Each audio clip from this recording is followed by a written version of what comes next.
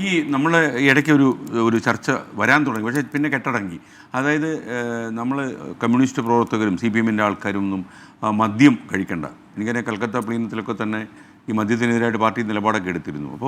പക്ഷേ മദ്യം എന്ന് പറയുന്ന സാധനം കഴിക്കണ്ട എന്ന് പാർട്ടിയിൽ ഇംപ്ലിമെൻറ്റ് ചെയ്യാൻ പറ്റുന്ന കാര്യമാണോ അങ്ങയുടെ ഒരു അഭിപ്രായത്തിൽ?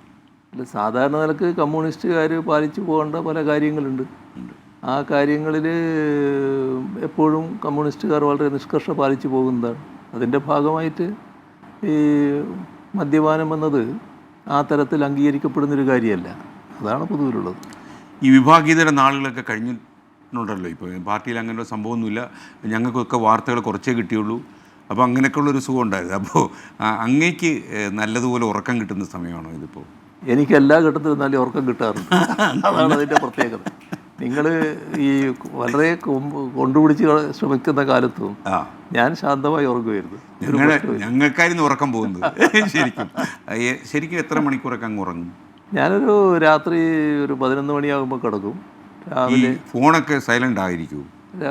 ഉറങ്ങുന്ന സമയത്ത് ഫോണ് പിന്നെ ചില ഘട്ടത്തിലേ സൈലൻ്റ് ആവും, അല്ലാതെ പൊതുവിലുണ്ടാവും.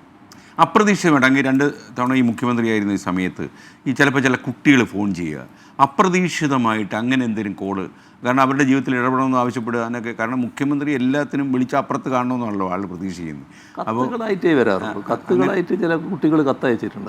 അപ്പോൾ അങ്ങ് അതിലൊക്കെ ഇപ്പം അതിൻ്റെ മേലെ നടപടികൾ എടുത്തിട്ടുണ്ട്. സാധാരണഗതിയിൽ ഞാൻ ശ്രദ്ധിച്ചിട്ടുള്ളൊരു കാര്യം, അങ്ങയുടെ മുമ്പിലേക്ക് അങ്ങ് പറഞ്ഞിട്ടുണ്ട് ഓരോ ഫയലിലും ഓരോ ജീവിതമുണ്ടെന്ന് അങ്ങ് പറഞ്ഞു.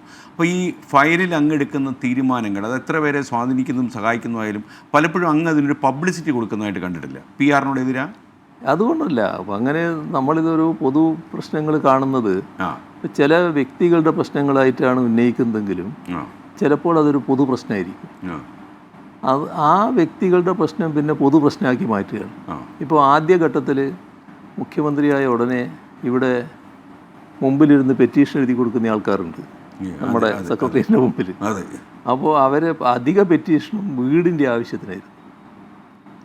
അപ്പോൾ അതിങ്ങനെ വന്നായപ്പോഴാണ് എന്തുകൊണ്ട് നമുക്കൊരു വലിയ തോതിൽ വീട് നിർമ്മിക്കുന്ന കാര്യം ആലോചിച്ചുകൂടാ. അങ്ങനെയാണ് ലൈഫ് പദ്ധതിയുടെ തുടക്കം വരുന്നത്.